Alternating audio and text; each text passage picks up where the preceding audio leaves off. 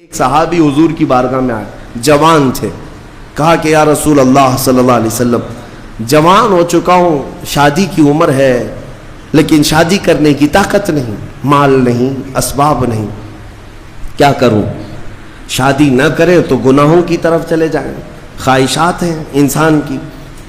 تو جانتے ہیں میرے آقا صلی اللہ تعالیٰ علیہ وسلم نے کیا فرمایا کہ اگر استطاعت ہے تو شادی کر لے ورنہ روزہ رکھ لے۔ شادی کے بدل ڈائریکٹ کون سی چیز؟ روزہ۔ فرمایا اس لیے کہ روزہ تمہاری شہوت کو ختم کرتا ہے، تمہارے اندر صبر قائم کرتا ہے۔ عزیزان گرامی، حدیث پاک کا یہ مفہوم میں آپ کے سامنے رکھ رہا ہوں۔ تربیت میں میرے آقا نے ان نوجوانوں سے کہا جن کی شہوت غالب ہے، جو گناہوں کی طرف زیادہ جا سکتے ہیں، ان کے لیے فرمایا گیا وہ روزہ رکھیں، کنٹرول میں رہیں گے۔ صرف رمضان کا ہی نہیں، سال میں اور بھی دنوں میں روزہ رکھو تاکہ تمہارا نفس قابو میں رہے، کنٹرول میں رہے۔ میں چند مہینے پہلے کچھ نوجوانوں کی کثرت کو دیکھ رہا تھا جو اپنے جسم کو شیڈول بنانے کے لیے، مینٹین کرنے کے لیے ڈائٹ پلان تیار کر رہے تھے۔ تو اس میں ایک بہت ہی بڑے ڈاکٹر ہیں جنہوں نے ڈائٹ پلان دیا، تو اس میں انہوں نے مینشن کیا کہ ہفتے میں ایک دن بھوکا رہنا چاہیے، صبح سے شام تک۔ وہ نان مسلم ہے۔ میں نے پوچھا تھا کہ یہ آپ کے ڈائٹ پلان میں کس لیے ہے؟ تو انہوں نے اس کی سائنٹیفک وجہ بتائی کہ ہفتے بھر میں ہم جو کچھ بھی کھاتے ہیں، کچھ ایسی چیزیں جمع ہو جاتی ہیں جن کو پگھلنے کا موقع ہی نہیں ملتا، ہم بار بار کھاتے رہتے ہیں، اس پر چیزیں جمع ہوتی رہتی ہیں۔ ایک دن ہفتے میں اگر اپنے پیٹ کو خالی چھوڑ دیا جائے تو فاسد مادے گل کر کے باہر نکل جائیں گے اور صحت ہمیشہ صحیح رہے گی۔ یہ دنیا کہہ رہی ہے۔ میرا مولا بغیر حکمت کے کوئی چیز تم پر فرض نہیں فرماتا۔ جس نے ہمارے جسموں کو بنایا، جس نے ہماری روح کو بنایا، وہی زیادہ بہتر جانتا ہے کہ ہمارے حق میں کیا چیز اچھی ہے۔ اس لیے اے میرے عزیزو، اب ان نفس کے خلاف جو باتیں میں نے عرض کی ہیں، نوجوانوں، آج تمہارے لیے نہیں، پوری زندگی کا سب سے بڑا چیلنج ہے، سب سے بڑا چیلنج۔ جو اپنے نفس امارہ سے بچ گیا وہ صحیح سلامت دنیا سے چلا گیا، ورنہ موت کے وقت بستر پر روح نکلنے سے پہلے بھی نفس امارہ بہکاتا ہے۔ یہ شیطان کا قریبی دوست ہے، یہ دونوں کی سانٹھ گانٹھ ہے۔ نفس کی اور شیطان کی دوستی بہت گہری ہے، بہت گہری ہے۔ اسی لیے تو شیطان جاتا ہے تو نفس اس کا کام کرتا رہتا ہے، دونوں مل کر کے انسان کو تباہ و برباد کرتے ہیں۔ لیکن اس کے باوجود اگر آپ بچے ہیں تو یہ اللہ کا فضل ہے تم پر، اللہ کا فضل ہے۔ میں بنی اسرائیل کے ایک شخص کے متعلق پڑھا تھا، بڑا عبادت گزار شخص تھا۔ وہ اپنے صومعہ کہتے ہیں جس میں عبادت کرتے ہیں، بنی اسرائیل کا وہ عبادت گزار شخص قریب 80 سال تک عبادت کیا اور باہر نہیں نکلا۔ شہر میں سب سے زیادہ مقبول، ہر ایک اس کے پاس دعائیں کرانے کے لیے آتے تھے۔ اتفاق سے اس گاؤں میں ایک گھر کے 4 بھائی تھے، وہ تجارت پر جا رہے تھے، ان کی تنہا بہن تھی گھر پر۔ چاروں نے سوچا ہم تجارت پر جا رہے ہیں، اپنی بہن کہاں چھوڑیں؟ تو چاروں نے کئی لوگوں سے مشورہ کیا اور بزرگوں سے بات چیت ہوئی تو کہا کہ وہ عابد جو شب زندہ دار ہیں، رات بھر عبادت کرتے ہیں، ان کی نگرانی میں چھوڑ کر، ان کی کفالت میں چھوڑ کر چلے جاتے۔ وہ چاروں آئے اور اپنی تجارت کا سفر بتایا اور کہا کہ ہماری بہن گھر پہ رہے گی، بس آپ دیکھ بھال کریں، اور وہ تجارت پر چلے گئے۔ یہ بہت ہی عبادت گزار شخص ہے بنی اسرائیل کا، بہت عبادت گزار۔ چند دن گزرے تھے کہ نفس نے یہ باتیں باہر لانی شروع کی کہ پتہ نہیں وہ خاتون اندر اکیلی کیا کرتی ہوگی، بھائی بھی نہیں، ماں باپ بھی نہیں۔ پھر شیطان آیا، کہا ارے کچھ تو خیال کرو، تمہارے پاس امانت دے کر گئے ہیں اس کے بھائی، تم اس سے خیر خیریت بھی نہیں پوچھتے۔ آپ نہ جانا اس کے پاس، محض آپ اپنی چوکھٹ سے تو اسے آواز دے کر کے پوچھ لیں کیا چل رہا ہے اس کے گھر میں۔ تو اس عابد نے اپنے صومعہ کی چوکھٹ پر آ کر اس خاتون کو آواز دی۔ وہ خاتون اپنے گھر کے باہر آئی، चौखट पर वो खड़ी रही, पूछा कैसी चल रही है, खैरियत है, तबीयत अच्छी है, बातचीत हुई, उसके बाद चले गए। ये पहली बातचीत थी जिसके बाद इस आबिद के दिल में बात करने का जज्बा और बढ़ गया, ख्वाहिश और बढ़ गई। औरत से बात करने को आज नौजवान ये समझते हैं ये तो फ्रेंडली है, हम तो ऐसी दोस्ती में कर रहे हैं। तुम्हें पता है ये बहाने हैं दोस्ती और फ्रेंडशिप के, ये सब नफ्स अम्मारा की तबाहियां हैं जो तुम्हारे दिल में बार बार शहवत पैदा करता है। अब उस 80 साला इबादत गुजार शख्स का हाल ये था। दूसरे दिन सुबह फिर से बाहर चौखट पे आया, उस खातून को बुलाया बातचीत के लिए, वो फिर बातचीत करने लगी, उधर से भी बात इधर से भी बात। चंद दिन गुजरे कि अब घंटों बात होने लगी, खैर खैरियत छोड़ो, घंटों बात होने लगी।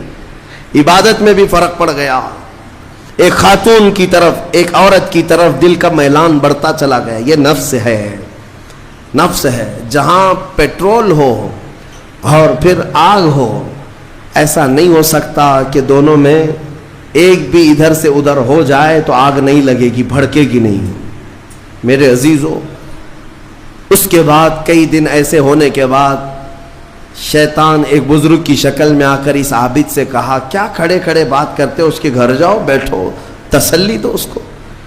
ये आबिद अपने सौमा से 80 साल बाद बाहर निकला था और उस खातून के घर गए। अब खाना पीना साथ होते होते ये नौबत यहां आई कि जिना कर लिया।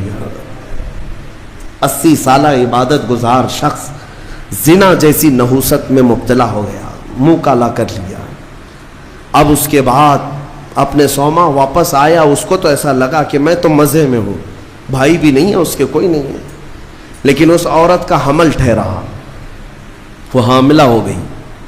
अब इसको डर लगा कि उसका हमल हो गया, क्या किया जाए। नफ्स भड़काता रहा, शैतान भी साथ देता रहा। शैतान आया और उसने कहा कि एक काम करो, उसका गला घोंट कर मार डालो वरना तुम्हारी बदनामी होगी। ये आबिद उसके घर गया, रात को उसके साथ तन्हाई पा करके उसका गला घोंट दिया और औरत को ख़त्म कर दिया। कत्ल दूसरा गुनाह। और उसके बाद उसी घर में गड़ा खोद करके दफन किया, चोरी को छुपाना फिर से गुनाह। ज़मीन को साफ कर दिया, वापस अपनी इबादत गाह में आया। जब वो भाई उसके तिजारत से वापस आए, पूछा हमारी बहन कहाँ है, तो ये रोने धोने लगा। कहा तुम्हारी बहन बड़ी बीमार हो गई थी, इलाज कराया, नहीं बच सकी, इंतकाल हो गया, कब्रिस्तान में मैंने दफन करवा दिया। और झूठ मूठ एक कब्र के पास ले गया और कहा ये तुम्हारी बहन की कब्र है। भाई रोते रहे, अपनी तन्हा अकलौती बहन को याद करके वापस आए।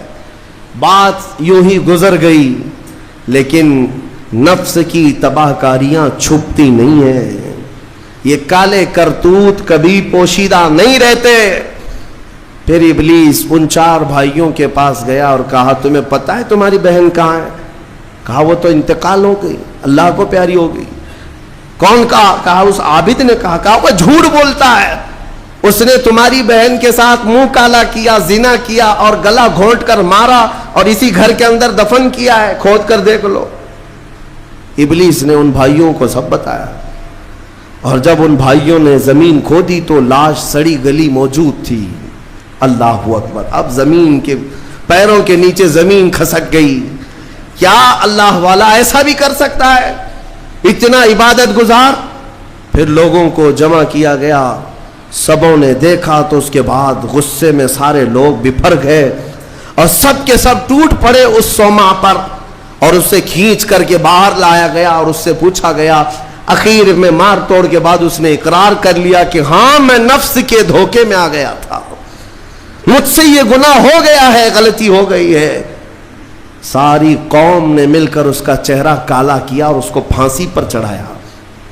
जब फांसी पर लटकाना था, दुनिया तमाशा देख रही थी, बच्चे तालियां बजा रहे थे, लोग पत्थर फेंक रहे थे, लेकिन उस वक्त भी सामने शैतान आया और उसका नफ्स भी था। यही नफ्स अम्मारा है। दोनों ने मिलकर के कहा कि ए आबिद, अब भी तेरी हिफाजत हो सकती है, बच जाएगा तो, इस पूरी बला से तुझे हम निकाल लेंगे। उसने पूछा कैसे?